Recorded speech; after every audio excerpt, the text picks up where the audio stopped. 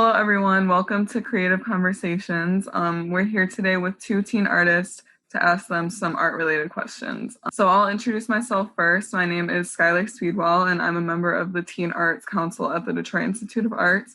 I'm 17. My pronouns are she, her, hers, and I'm a photographer.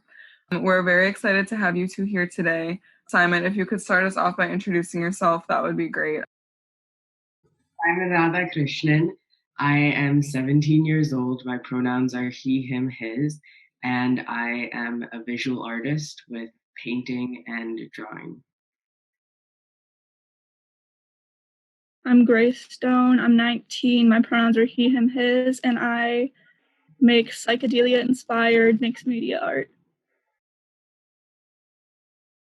Perfect. Thank you. So the first question is, how has the Black Lives Matter movement affected your art? I think it's really encouraged me to reflect on the type of art that I make. A lot of my art is very internal and personally reflective, and it has encouraged me to perhaps try and figure out how I can use my art for an external purpose. The Black Lives Matter movement has really made me want to make art to speak out about issues. A lot of my art has to do with being trans and gay. And so it's inherently political and relating to social issues. But I've started to make more art about other things that don't directly relate to me, but are affecting our communities. Has everything going on in the media, including the Black Lives Matter movement, helped you create more art, or has it made it more difficult to create art? For me, I think it has expanded my horizon. All of the media and the Black Lives Matter movement, and a lot of that really incredible photography, and also the art that we're seeing from other people. There's been a lot of inspiration, and it's given me a surge of artistic energy. So I think it has been artistically very energetic. I haven't been making a whole lot of art since this all started. I've kind of been focusing my energy on going to protests and amplifying Black voices and Black artists instead of putting my own stuff out there, because I feel like that's what's more important right now.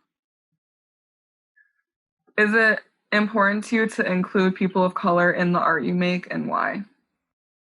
Yes, it is important to me. This was first really brought to my attention by my mother, because she would talk to me a lot about how she didn't see Black people or people of color represented in any of the art that she saw, and hearing about how it affected her as a child and how she was conscious of it made me really conscious of it. So I made a very conscious effort when I was younger to learn how to draw people of different ethnicities, to learn how to paint different skin colors. Yeah, I think representation is very important.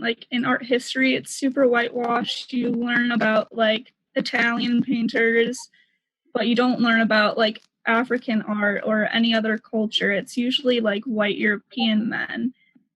I study animation, so I follow a lot of animators in the industry, and that's a big thing that they talk about a lot, is representation in kids cartoons. A lot of them are putting more gay people and people of color in cartoons because that's what they wanted to see when they were kids, but they never got it. What types of emotions have you been trying to convey lately with your art, especially now with the current state of the world? So I think during quarantine, prior to June, I suppose, the emotion that my art was conveying was maybe loneliness, isolation, and also a lot of confusion. And then now, I haven't created any new pieces yet, so I'm not sure what emotions they'll convey, but I think I'd like them to convey resilience or hope or something like that. Before the Black Lives Matter movement happened recently, my art was very much about self-love, but now I feel like a lot of the emotions that my art conveys are like anger and change. How important is intersectional advocacy in your art? That one's an interesting question because I don't know if my art strongly advocates for anything. I don't know if it's like clearly saying anything a lot of the time, but it is important in my life. So therefore, I guess it must be important in my art. Like the painting I made my mother for her birthday, that one was like about a portrayal of Mother Earth and things. And I painted Mother Earth as a Black woman because I don't know, that's how I imagined her. I'd also just seen Moana, so there was that going on too. I think intersectionality is really important. You can't really fight for one thing without fighting for everything else. Like everything's intertwined. I can't make art about being trans and fighting for trans rights without also fighting for Black trans rights and so on. Have the protests influenced your art at all? Like when you see like signs or when you hear chants or see photos of protesters, does that influence your inspiration for your art or no? Yeah, the two pieces of art that stand out most to me over the last 2 weeks are number one, the Black Lives Matter lettering in the Capitol Hill Autonomous Zone. That was really cool. I loved how colorful and unique all of it was. It was like very joyful and celebrative. So that inspired me quite a bit.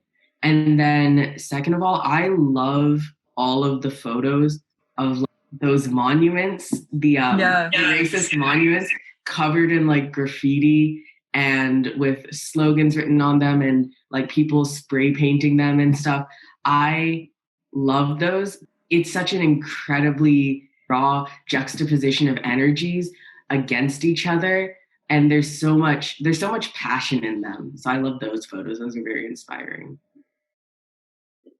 So like the big slogan that everyone's been using is no justice, no peace, which is like a really cool saying, and that has totally inspired my art. And like going to protests and seeing everyone with their signs. And yeah, the autonomous zone, I wish I could go there because it's amazing. That's beautiful. Yeah. And all the art and all the music and the community garden, it would be like a really cool thing to experience. And I wish I could go see it for myself. How have you documented human nature and human emotion through your art during these times? For me, my art is like an extension of myself. I process my emotions and whatever is going on in my life through my art. It's not always super clear, like, here's a painting that represents sadness. But I feel like when I look at my art, I can go back and I can see what was going on at that time. And perhaps it doesn't document human emotion, but it definitely documents my emotions and my experience. I use art to kind of like sort through my feelings. So like when I draw or paint, that's like a way for me to like figure stuff out. And a lot of my art has to relate with like being trans and how like the trans experience for some reason is a political debate when it shouldn't be. And it's like a really frustrating thing, and it comes with a lot of like anger and sadness. So a lot of my art is very emotional. How has being a minority affected the way people view you as an artist, if at all? Or how has being a minority like affected the way you make art? I think it makes me conscious of my art. I think like who I'm painting, if I'm painting a portrait. I think it's also given me a wider background because perhaps if you were, at least for me, being raised as a minority and having my mother talking about all of these other things, it made me very conscious of like how limiting the traditional art world could be. And it really encouraged me to explore other traditions. So my mother would teach us about African art. My father would teach us about like Indian art, and I would go explore traditions on my own. So I think it gave me a wider artistic background at a younger age. And then, at least with being trans, I definitely think that affected my art because the way that I figured out that I was trans, or like one of the big realizations, was when I was drawing self portraits and I was like, something's not matching up here. And so my art helped me realize my gender. Seeing other minorities in like the art world makes me feel more comfortable and safe. Like in the animation industry, it used to be like very white male dominated, but now there's lots of women and people of color and queer people, and it's really nice to see that those people can also be so successful and that there's like a place for me in the art world. Okay, so this is the last question. Has the quarantine or the Black Lives Matter movement affected your mental health? And if so, has that come through in your art? I think both have definitely affected my mental health. I'm an introvert and like I already need less social interaction. So when quarantine happened, I thought I would be fine. But it turns out I still need some social interaction, and being cut to zero was terrible for me. The Black Lives Matter movement, I that has definitely affected my mental health. There's like a constant stream of violence on social media. And while that's important to watch and I don't want to turn away, it also makes me very anxious and sad. So that has affected my mental health. And I can't imagine that that's not going to affect my art. I felt the same way about quarantine that Simon did. Like, I thought that I would be okay, but for a while I was very stressed and lonely. But then I kind of got used to it.